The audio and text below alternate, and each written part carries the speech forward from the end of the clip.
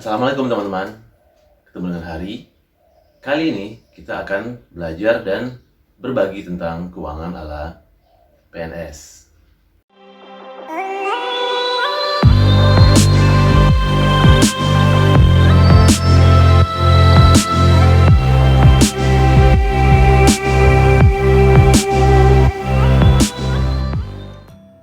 Topik yang diangkat kali ini adalah tentang dana darurat. Mungkin teman-teman sudah ada yang mengetahui atau bahkan sudah mempunyai dana darurat. Namun tidak ada salahnya kita kembali mengingat dan berbagi tentang apa dan bagaimana dana darurat tersebut. Sebenarnya apa sih itu dana darurat dan apa bedanya dengan tabungan? Nah, dana darurat adalah dana yang kita sisihkan untuk kepentingan mendadak, untuk kepentingan yang tidak terduga. Sementara tabungan merupakan dana yang kita sisihkan untuk kepentingan yang sudah jelas. Misalnya nih, Anda menabung untuk mengganti gadget, atau Anda menabung untuk mengganti kendaraan bermotor Anda. Sementara dana darurat itu lebih kepada kebutuhan yang mendesak, yang tak terduga, yang tiba-tiba dibutuhkan. Seperti misalnya saat sekarang ini, ketika gaji 13 kita itu belum turun, tapi kita butuh dana buat tahun ajaran baru anak. Ada yang masuk sekolah, ada yang naik kelas. Jadi kita butuh dana dan kita bisa menggunakan dana darurat tersebut tanpa harus mencari sumber dana lainnya.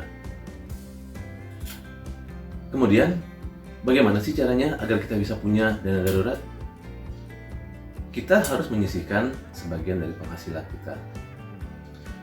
Nah, sebagai seorang PNS, kita mengetahui bahwasannya kalau gaji kita sudah ada standarisasinya, bahwasannya itu tergantung atas golongan dan juga masa kerja.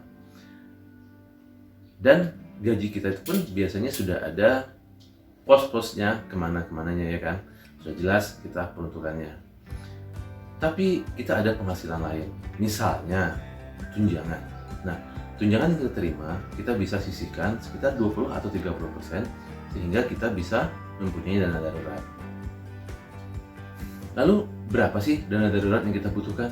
Nah, ini berbeda antara orang yang sudah menikah dengan yang belum menikah. Namun, pakar perencanaan keuangan sudah memberikan semacam teorinya seperti itu. Kalau seorang yang belum menikah, itu sebaiknya mempunyai dana darurat sebesar 4 kali dari pengeluaran per bulannya. Orang yang sudah menikah sebaiknya mempunyai dana darurat sebesar 6 kali dari pengeluaran per bulannya. Orang yang menikah dan mempunyai anak satu sebaiknya mempunyai dana darurat sampai dengan 9 kali dari pengeluaran per bulannya. Dan itu akan meningkat terus sesuai dengan jumlah tanggungan kita. Lalu, kapan saat yang tepat untuk mempunyai dana darurat?